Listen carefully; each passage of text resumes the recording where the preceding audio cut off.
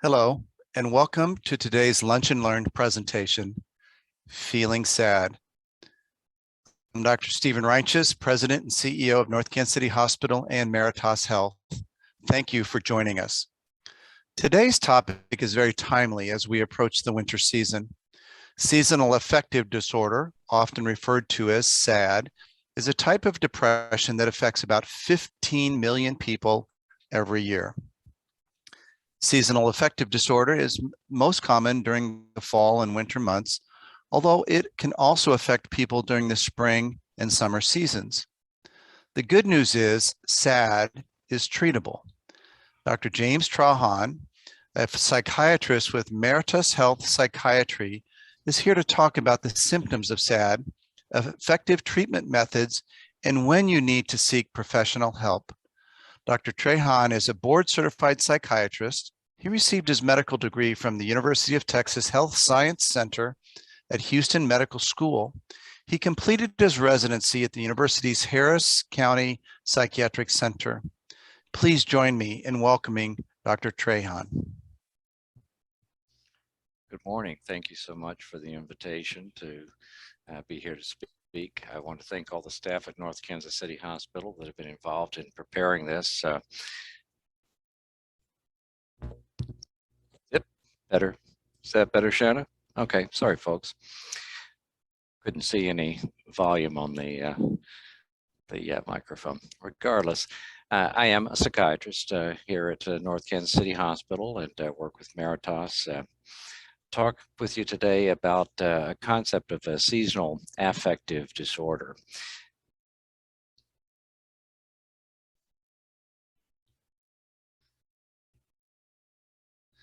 And let's see, Shanna, we get it to advance here. Is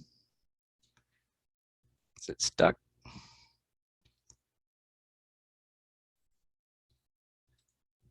Click on it and now do it. Okay, here we go. All right. Well, a few things that I hope that we'll cover today and give you some information on, what is this seasonal affective disorder pattern?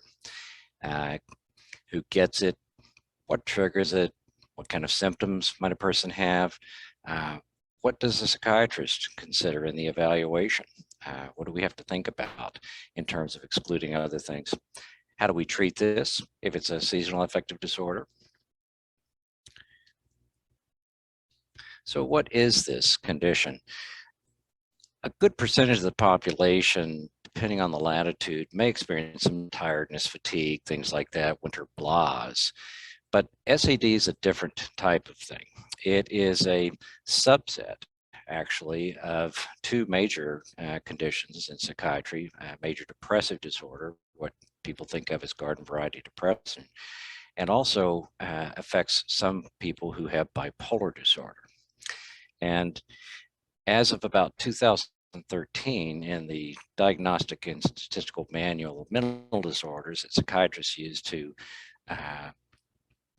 categorize conditions, make diagnoses, they recognize SAD as a specific type of these two mood disorders. And what happens in these folks is that at least 2 years in a row, they will see symptoms of mood changes in people with depression. It will be depressive symptoms. In people with mania, they can have depression or mania, depending on the time of year. And then other times of year, they are completely in remission. They don't have symptoms of those mood symptoms. One of the excluding factors is that you're not depressed just because you're unemployed for the season. Some workers have that. So it's something that's driven by the light levels in people who have the depressive variant of this. There's a lot of studies that have been done in the last 25 years looking at what's called the chronobiology and neurobiology of these types of disorders. And they know a great deal, but we don't know all the factors. We know there's an interplay between genetics, your susceptibility to depression or any type of mood disorder like bipolar disorder, how your light management system and chronobiology system in your brain responds to light at different times of year, where you're residing. And then there can be health-related issues also that determine whether somebody develops this pattern or not. And the person who has more of the depressive type SAD usually fall, like this time of year. Everybody can probably tell, the days are getting shorter. For me, it's personally getting harder to get out of bed. My wife is saying, "Are you going to use your sad lamps?" Like, "Yeah, honey, I'll do that. I'll get that done." Right. So she's pulled it out, set it at the bedside for me to use. Typically by summer, people aren't experiencing this for the depressive side. The bipolar type, a little bit different pattern potentially. So who gets it? Well, Dr. Reinches indicated that maybe 15 million people in a year's time might have symptoms. That is certainly true. Do they meet the full criteria for either a major depressive episode with an SAD component or bipolar disorder with SAD component? Probably not. But they do estimate that about 2% of the population can have one of these two SAD types. So it can affect a lot of people. There used to be belief that it was related just to latitude, but nowadays with people being able to migrate much easier and move away from places where their mood would deteriorate, you don't see that pattern quite so much, but that still is something that's being debated in the literature as to whether farther north, shorter winters that we have, are these people more prone? Well, if you look at cultures that live far north, Norway, places like that, they don't seem to have as much of this. It's like it became a self-selective thing. They were able to live there without having this type of problem compared to other folks. Interestingly, it is more common in women. A lot of times it's in premenopausal women. The winter onset's more common in the northern regions than in the southern regions, but on each end of the globe, the farther you get from the equator, the greater the potential for developing this during the seasonal changes. So what triggers it? Well, the chronobiology of this is complex. I can't even begin to go into it, and I can't even begin to say that I fully understand it. But light striking your retina, entering your eyes and striking your retina, triggers events in the brain through the pineal gland, connecting with what's called the suprachiasmatic nucleus, which helps regulate our day-to-day activities, that biological clock that runs within us. And all mammals have this. They've asked, why would human beings have this at all? Is it a holdover from going into hibernation? Well, probably not. There may be other reasons that this exists in human beings. We can only speculate on that. So it is thought that the shorter days, especially for people who get the depressive type, is the trigger. Shannon, are we doing okay there? All right, very good. I see them scurrying about in the back, and just want to make sure everything's running smoothly. So the bipolar SAD pattern is a little bit different. Longer days, summer. By the end of summer into, say, September, October, if someone's going to become manic, meaning their sleep times now shorten, their thoughts start racing, they start talking fast, they head into one of these manic episodes of bipolar disorder, it's going to be triggered then if they have this SAD pattern. And it's important to identify that in your patient who has bipolar disorder, because again, not all of them have this, but the ones that do, you want to be able to know that, identify that, and start treating it before it becomes symptomatic, because this can become really destructive. Type 1 mania can land a person in a hospital. Type 2, not so much, because they don't get fully manic. And then in the bipolar patient, the shorter days can also trigger depression in them. So they kind of get hit twice a year, potentially, if they have this SAD pattern genetically as part of their bipolar disorder. There are some things we know that may worsen your risk for developing this. Vitamin D deficiency. I don't know how many folks we screen for vitamin D deficiency who are depressed or running way low. Perhaps people just don't get outdoors, get as much sunlight. Maybe they're not getting active vitamin D in their diet. Well, we can replace that with the activated form, vitamin D3. Cheap, it's effective. This time of year, I recommend a lot of people take it. Does it help that much for the bipolar patients versus depressed patients?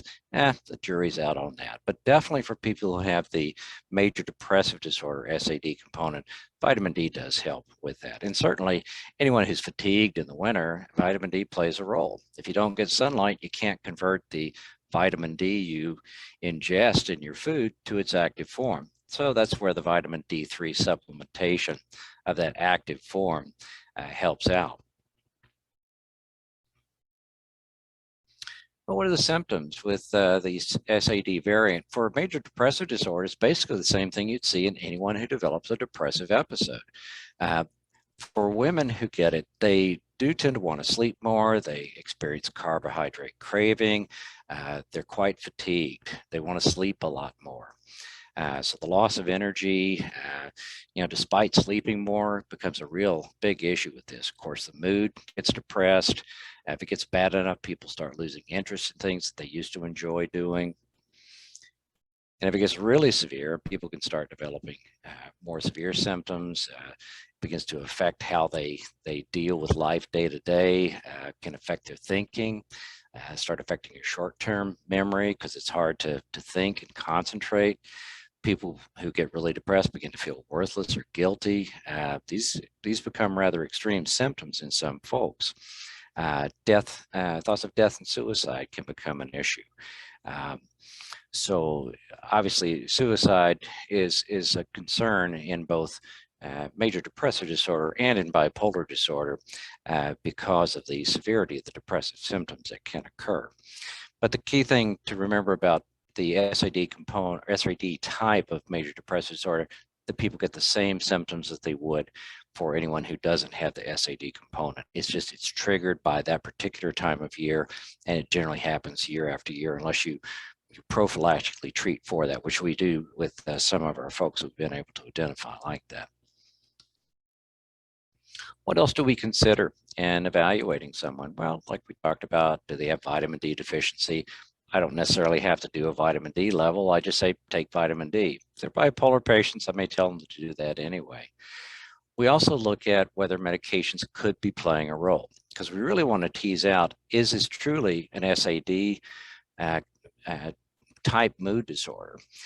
Because if it's not, you manage it a little bit differently. You would keep the medications probably the same throughout the year if it was a non-SAD type.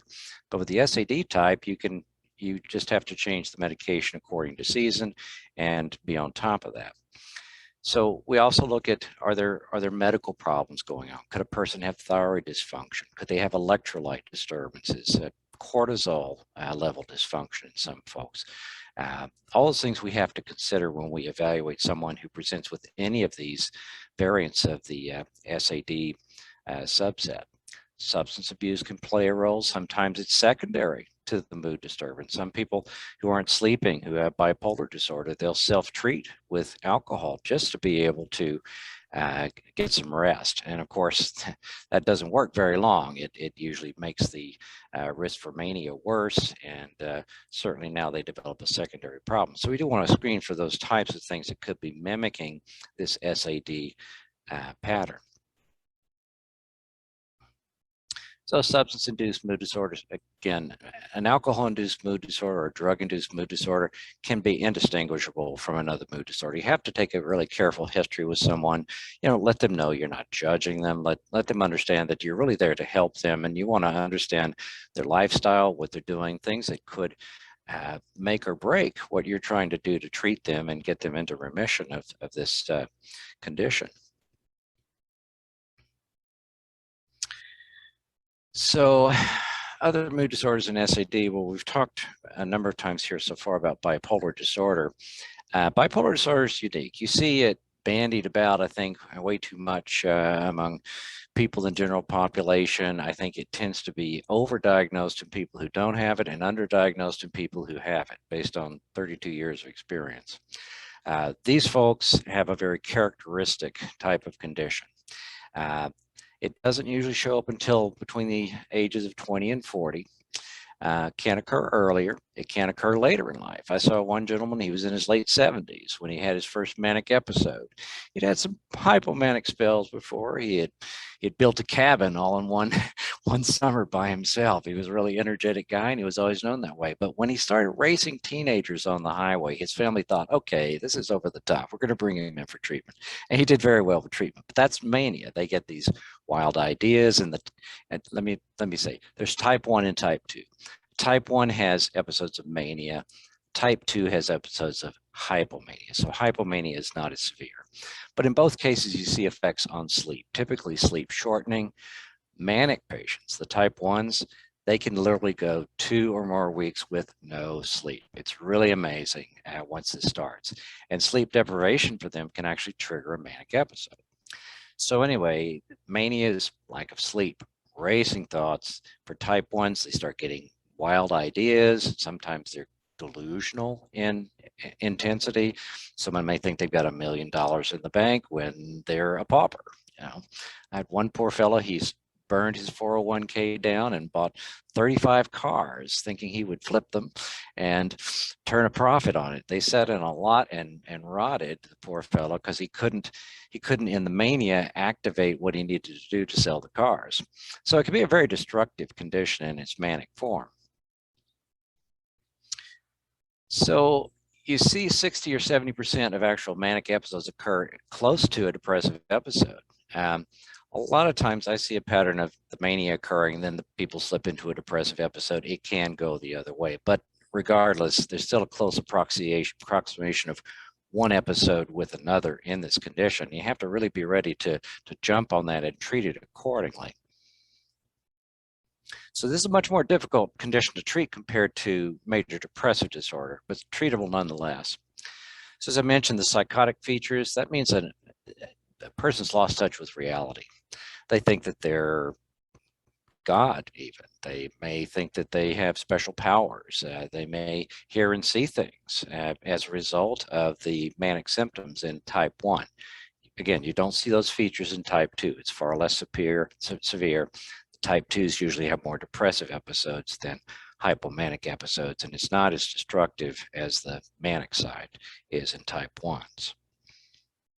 You do see a family history of bipolar disorder and major depressive disorder, so taking a careful history of who's had what is important to evaluate someone.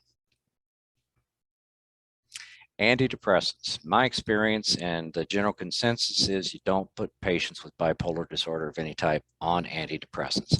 And I don't know how many times I see this happen. And so you end up chasing the driving effects of these antidepressants with other medications, which really isn't necessary. So to get somebody off the antidepressants and then see their condition finally come under control can actually take some months. And you have to be really patient once you make the decision to get them off an antidepressant because you think they have bipolar disorder. So what do we have to consider when somebody presents to us this time of year, or say in the early summer months, and they're telling us about their symptoms and their history of mental health issues? Well, it says set goals. Well, I don't set goals until I've established a diagnosis and can talk with the patient about what we're going to do to treat their symptoms. But I want to identify what are their symptoms. How does this cluster? Is this something that's definable as we know it in one of these mood disorder categories? And if so, look at how's it been managed for them before? How are we going to manage it into the future? Do they have medical conditions that I have to take into consideration? Some antidepressants, for instance, can aggravate blood pressure control. Some antidepressants can aggravate control of diabetes. We have to, as psychiatrists, as we're medical doctors first, look at all these additional conditions that people have and balance the risks and benefits with medication choices accordingly. And as I said, we want to understand the severity of their symptoms. We want to know something about how their symptoms have played out before if this isn't their first episode. How severe does it get? How fast does it get? Again, have someone in their family had bipolar disorder? Because they come to you and they're saying they have depression and they haven't had a hypomanic or a manic episode, you could easily give them an antidepressant and drive them into a manic or a hypomanic state, triggering bipolar disorder for the first time. So knowing that that's a risk, educating your patient about that's going to be an important part of providing care to them if you know that family history ahead of time. The psychiatric history to me means, how did a person evolve, as a person growing up? Are there trauma-related issues?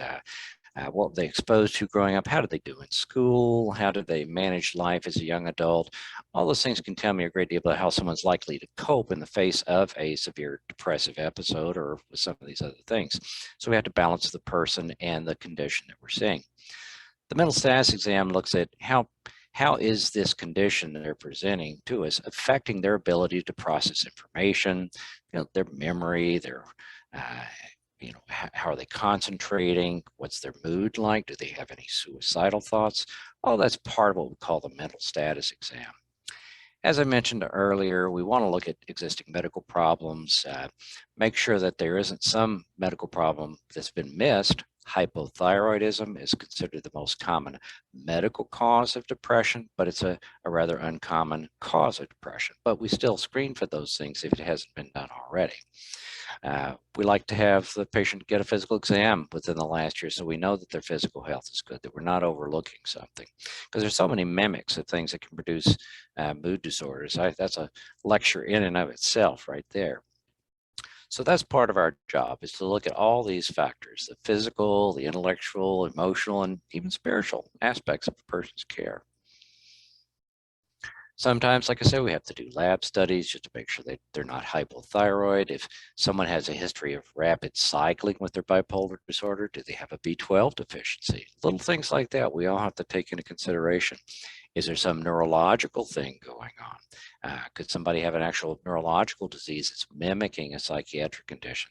So all this we're trained to take a look at. Sometimes it's just a matter of us observing and saying, okay, I'm not seeing any of this.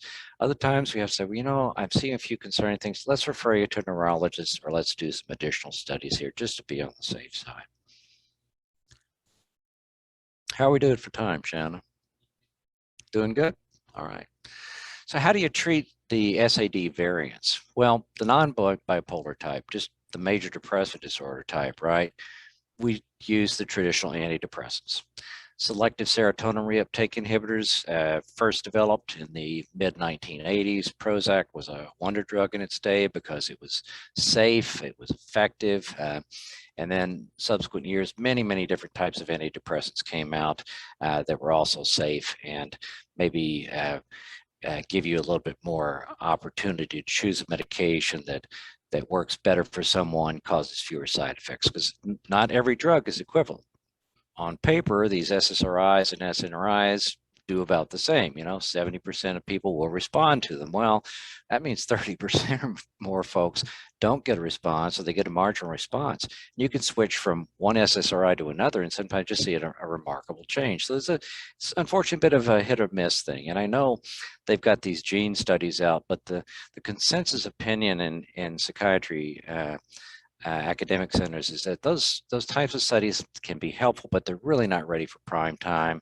They're not foolproof. They're not going to tell you, okay, you're going to respond to that medication, at a given dose or things like that. So it's still one of those things where you have to take your best shot at choosing a medication that's going to cause a few side effects for the person and is also going to be effective and not interfere with their health conditions. SNRIs are selective norepinephrine reuptake inhibitors. Those are a newer group of medications that have come out in the last 20 years. They also helped revolutionize treatment of depression. And there's a whole bunch of other antidepressants out there, atypicals like Wellbutrin, people have heard of. And then finally, if somebody doesn't want medication and their symptoms aren't that bad, phototherapy works wonderfully. At least for the depressed folks. And in that case, we can recommend that they use a phototherapy unit. I have a favorite one I recommend. I won't say it on the talk today because I don't own stock in the company or anything like that, but I don't want to just say, well, that's the only one. But I like this little device because it's portable, it's cheap. In the old days, these light boxes, these phototherapy units, they used to be $500 to $1,000. I think are really price gouging, But nowadays you get a really decent unit for, about $75, and they're very effective. But with phototherapy, you have to know how to use the unit. If you have the major depressive type of SAD, typically morning therapy, not as late as noon, but in the early morning hours, you sit in front of this light box. You have to have enough flux. That's the concentration of photons in a square centimeter striking the retina. These devices are rated by lux. So a 10,000 lux, LUX unit is what you're looking for. And it should be one that doesn't produce any UV rays. I mean, these devices are designed to produce just bright white light. They don't put out UVs, they don't put out any kind of harmful rays. You're not going to get a suntan with them. But you have to get enough light flux through the eye, through the lens of the eye to the back of the eye for it to then activate those systems in the brain. And you have to do this about 30 minutes each day. Usually after about 2 weeks of phototherapy, people can see improvement in how they're doing if they're going to respond to that. More severe cases, I probably wouldn't recommend that alone. I would certainly recommend that and antidepressants, adding vitamin D like we talked about and so forth. Does psychotherapy play a role? It can, and dealing with some things that get activated by depression.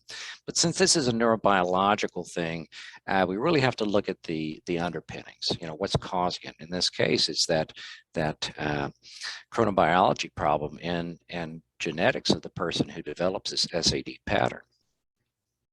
The antidepressants, by the way, they usually take 3 to 8 weeks to work once you get somebody to a therapeutic dose. So, the clock's ticking. If you think you've got this, get treatment for it, early on. Don't wait, because by the time 2 months roll by, you may be really in the throes of this, and now you've lost 2 months of therapy you could have had. So if you see this pattern occurring in yourself, over a couple of years and you never got help for it, it's time, right now to consult your physician, because the days are going to get shorter. We've talked about different antidepressants, SSRIs, SNRIs. These are some of the common names of ones we use. There's a whole raft of them out there. There are a bunch of newer agents that are wonderful, but very expensive. If you had to pay out of pocket, I mean, these drugs run in the $400 plus range for just a month's supply. The cheaper ones like Prozac, you can get a prescription for $4 if you respond well to that drug. So quite a range in price on these. A lot just depends on your history. If you've failed on all these others, well, then one of these newer agents or some sort of augmenting agents with those might be necessary. So treating a patient with antidepressants, well, how's the severity? If it's bad enough, if it's moderate to severe, I'm going to be recommending antidepressants, because the phototherapy is probably not going to be sufficient. Is it impairing the person's functioning? Well, that's something you have to decide. I see people come in, we have what's called a PHQ. It's a screening instrument for depression.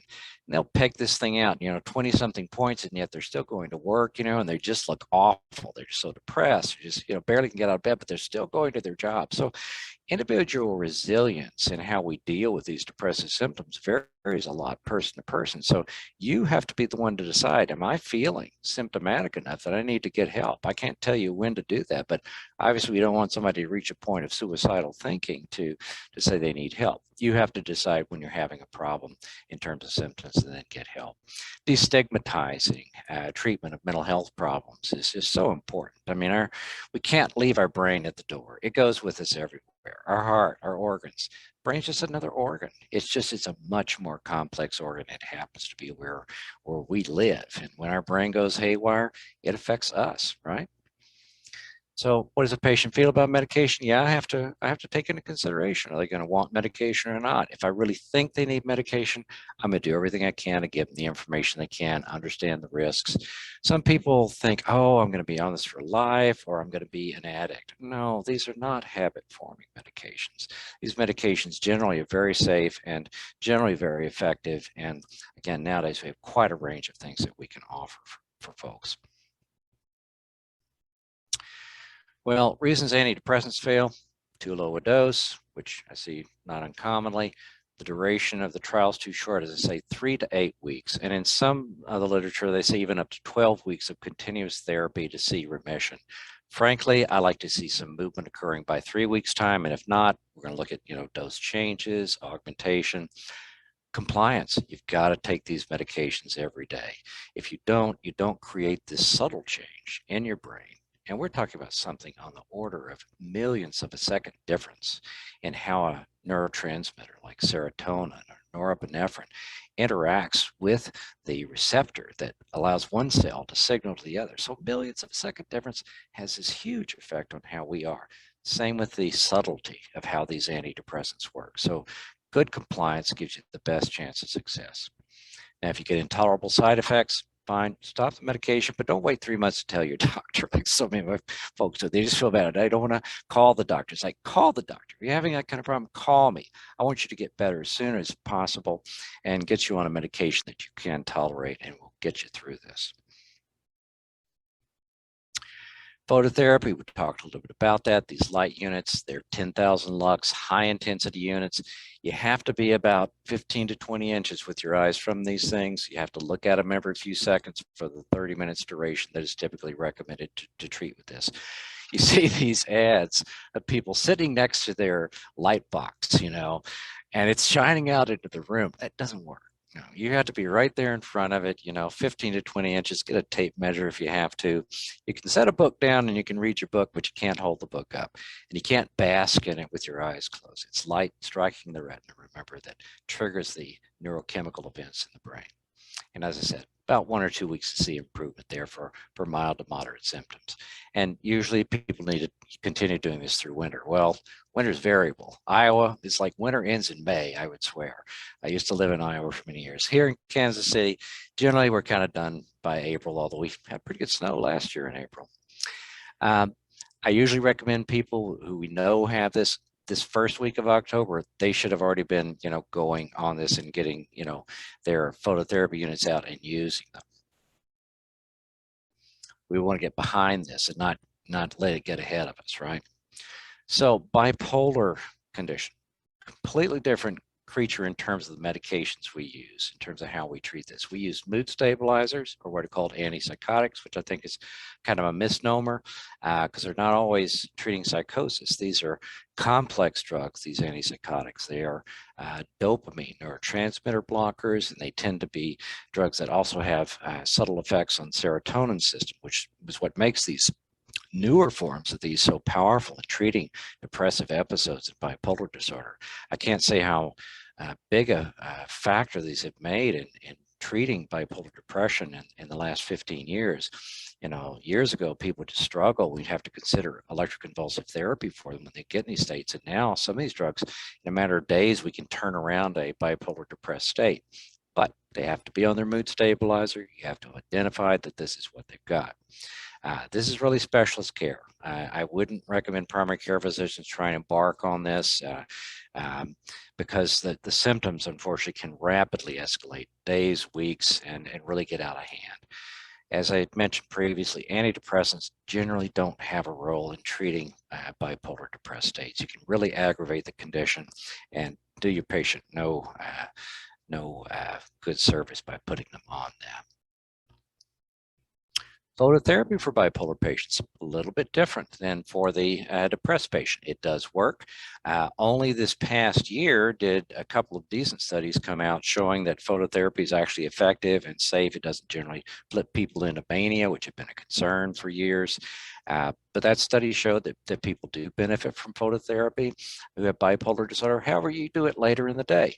Noon or early afternoon is typically when we have them do it. Something different about that chronobiology in people with bipolar disorder. So we time the phototherapy a little bit differently. This, of course, is in conjunction with medication. You cannot treat bipolar disorder with phototherapy alone.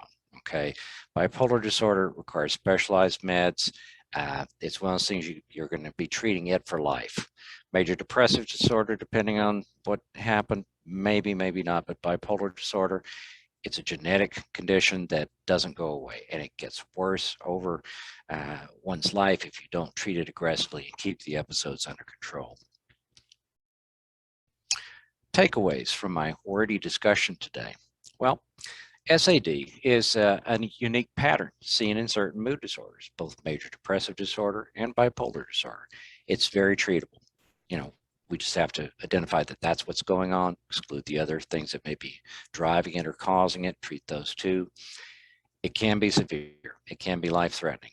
Mania, the high side of SAD for bipolar patients, can be so destructive they can lose their jobs, they can lose their fortunes, they can get in a car accident. I had one gentleman, he was in a manic state, he thought he could make his car fly, and it killed someone in an accident, and it was a terrible thing. So type 1 mania with psychosis, very harmful condition to be in. Want to identify that and treat it early on.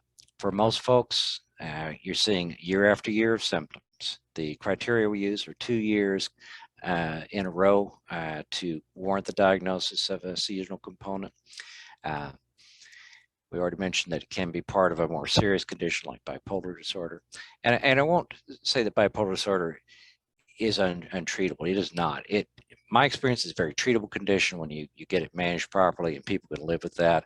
I know it has not as good a prognosis as major depressive disorder, but my experience, they do very well. They live perfectly fine lives as long as they follow doctor's advice, right? We talked about vitamin D deficiency as an aggravating factor, alcohol abuse, drug abuse, certain stressors can make depression worse because that affects the cortisol system, which can then further affect the severity of the mood symptoms. Another lecture altogether there.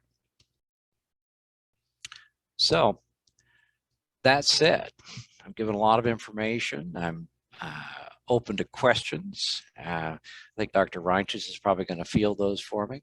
I will. Right. That was absolutely fascinating to me. Well, thank you. And my history is as a neurosurgeon, and I just was absolutely fascinated with the presentation, particularly the interaction between the vitamins and mood disorder and phototherapy and mood disorder. Yeah. It's just it's really very interesting. So I do have some questions. We have a few from the audience. Here's a first question. How do you know if the antidepressant that I am on is actually helping or not helping seasonal affective disorder? And let me go on. This particular person said that he's had seasonal affective disorder for many years, and he uses both light therapy, phototherapy, fish oils, and vitamin D. He's not good at exercising.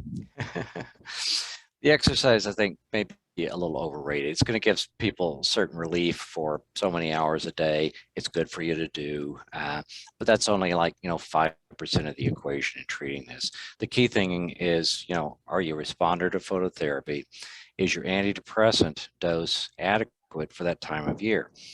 My true depressive SAD patients, we typically lower the dose of their antidepressant in the spring so they have fewer side effects, and then we ramp it up by September, at the latest, early October, and get them up to the dose that we know worked before. So again, for you, it may be dose dependent. If you're good about taking your medications, you're not missing doses, and none of these other factors we talked about, such as endocrinologic or other problems interfering, if all that's been screened out, then if the dose isn't high enough, just adjusting that could be enough. If that alone isn't working, then sometimes augmenting therapies. Rexulti, Abilify, these are amazing drugs to add on to an SSRI or SNRI. They've really provided an additional set of tools for psychiatrists to treat depression. Even adding bupropion to an SNRI or an SSRI can be helpful if a person can tolerate it. So having your specialist, look at those things would, allow you to get better control of your symptoms if you're not there at this point.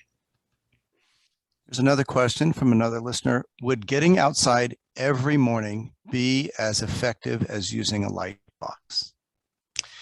It might help some, but the problem is we're not in Colorado where you get 280 days of sunlight a day. We're here in the Midwest, so the days are short. The actual quality of sunlight you're getting probably isn't there. The duration of the day seems to drive some of this, not just the light intensity, but the duration of the day. Now, some of my patients are really sensitive. You have 2 or 3 cloudy days, boy, they can tell. They're already feeling low. It's like, you know, you're not using your light box, are you? No, doctor. Okay, go ahead, use your light box now, right? So going outside can't hurt, but again, you know, the intensity of light we're getting this time of year, the flux from the sun is less, the duration of light during the day is less. Can't hurt. Fresh air, you know, exercise, all that. But if that's just not enough, and you can't do that often enough, this is where the convenience and the effectiveness of these phototherapy units come in, because they are effective for people who have SAD. There's no question about it. Unless your symptoms get so severe, then you need that and antidepressant medications combined.